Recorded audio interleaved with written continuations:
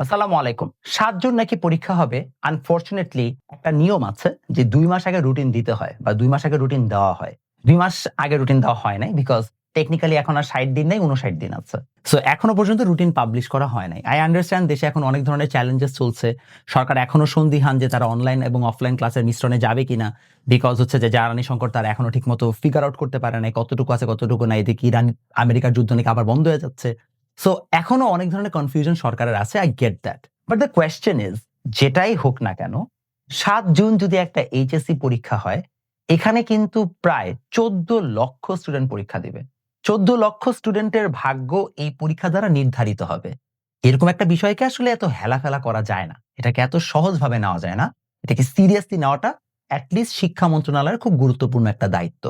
Unfortunately আমার কাছে মনে হয়েছে যে তারা এই দায়িত্বটাকে খুব একটা এখনো পাত্তা দিচ্ছে না। বাট এটা তাদের পাত্তা দেওয়াটা খুবই গুরুত্বপূর্ণ এবং আমি আপনাকে বুঝায় বলব কেন। চায়নাতে তাদের যখন হচ্ছে যে এরকম এইচএসসি ইকুইভ্যালেন্ট এক্সাম হয় যাকে বলা হয় গাওকাও এক্সাম। ওই গাওকাও এক্সামের সময় চায়নাতে যদি আপনি যান তাহলে দেখবেন একটা উদ্ভট একটা চায়না দেখা যাচ্ছে। কারণ ওই সময় সবকিছু বন্ধ। শিক্ষার্থীদের যেন কোন ধরনের কষ্ট না হয়, কোন ধরনের প্রবলেম না হয়। এর জন্য ওদের ওইখানে যেই ধরনের হচ্ছে যে তোড়জোড়, এটা আপনি দেখলে অবাক হয়ে যাবেন এবং রিজনও আছে। ওদের প্রায় ১ কোটি স্টুডেন্ট হচ্ছে যে গাওকাও এক্সামে পার্টিসিপেট করে। ওরা এটাকে সেভাবে গুরুত্ব দেয়, সেভাবে হচ্ছে যে এটা নিয়ে ওরা কাজ করে। বাংলাদেশের এইচএসসি পরীক্ষাটাকেও আসলে সেভাবেই কিন্তু মূল্যায়ন করা উচিত। কারণ ২০ কোটি মানুষের মধ্যে ১৪ লক্ষ স্টুডেন্টের আজকের একটা ভবিষ্যৎ হচ্ছে নির্ধারিত হয়ে যাবে এই পরীক্ষার মাধ্যমে।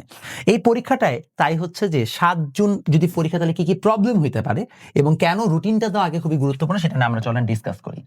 প্রথম কথা, একটা স্টুডেন্টকে যদি আপনি হিসাব করেন, মনে করেন এটা একটা স্টুডেন্ট এ। এই এ স্টুডেন্টের এখন হচ্ছে যে ২ মাস পরে এইচএসসি পরীক্ষা। এই স্টুডেন্টকে অনেক কিছু হচ্ছে এখন মাথায় নিতে হয়, মাথায় চিন্তা করতে হয়। ১, সে কখন পড়াশোনা শেষ করবে, অর্থাৎ তার ফাইনাল সিলেবাস সে কখন শেষ করবে। সিলেবাস শেষ করার পরে সে ফাইনাল প্রিপারেশনটা বা ফাইনাল রিভিশন সে কবে শুরু করবে। সে কি মডেল টেস্ট দিবে নাকি মডেল টেস্ট দিবে না, সে কি প্র্যাকটিস করবে নাকি করবে না। সেদিনে কয় ঘন্টা ঘুমাবে, কয় ঘন্টা খাবে, কয় ঘন্টা পড়বে। এই সব কিছু ডিপেন্ড করবে তার রুটিনের উপরে।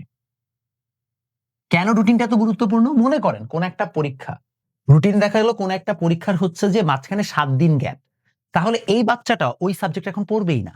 সাপোজ মনে করেন হুট করে দেখা গেল বায়োলজির আগে আপনি প্রায় ৫ দিনের একটা গ্যাপ পেয়ে গেছেন। নানাবিধ কারণে হইছে আরকি, রুটিনটা এমন বানানো হইছে। ৫ দিন গ্যাপ মানে আপনি ৫ দিনের মধ্যে চাইলে ২ টা চ্যাপ্টার নতুন পড়েও শেষ করে ফেলতে পারবেন। তো আপনি হয়তোবা বায়োলজিকে যদি আপনি আগে থেকে ভালো মোটামুটি পড়া থাকে তাহলে আপনি বায়োলজি এই ২ মাসে ধরবেনই না। আপনি একদম লাস্টে যেয়ে ধরবেন।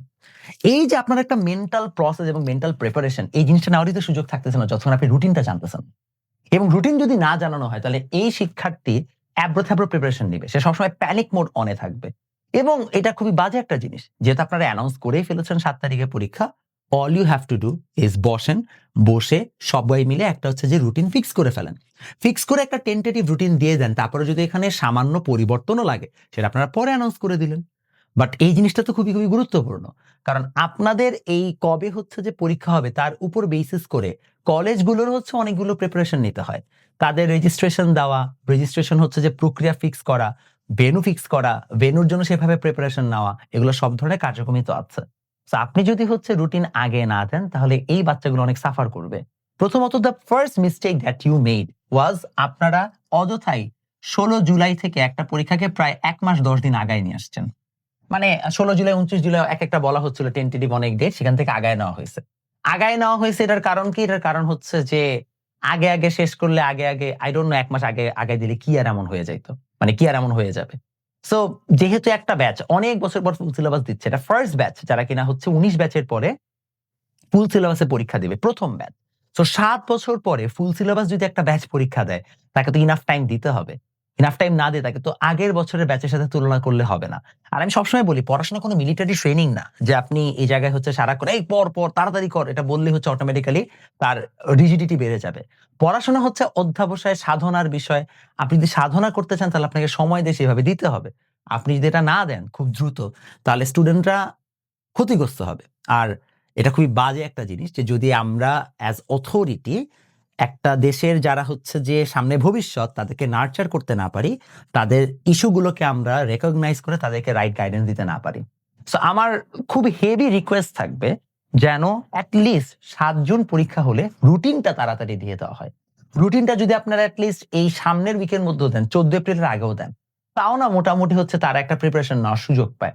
আমি আশা রাখবো যে সংশ্লিষ্ট কর্তৃপক্ষ যারা আছে তারা হয়তোবা রুটিনটা দেওয়ার ব্যাপারে একটু সচেতন হবেন এবং যদি রুটিনটা দিয়ে দেওয়া হয় তাহলে এই বাচ্চাগুলোর অনেক উপকার হবে।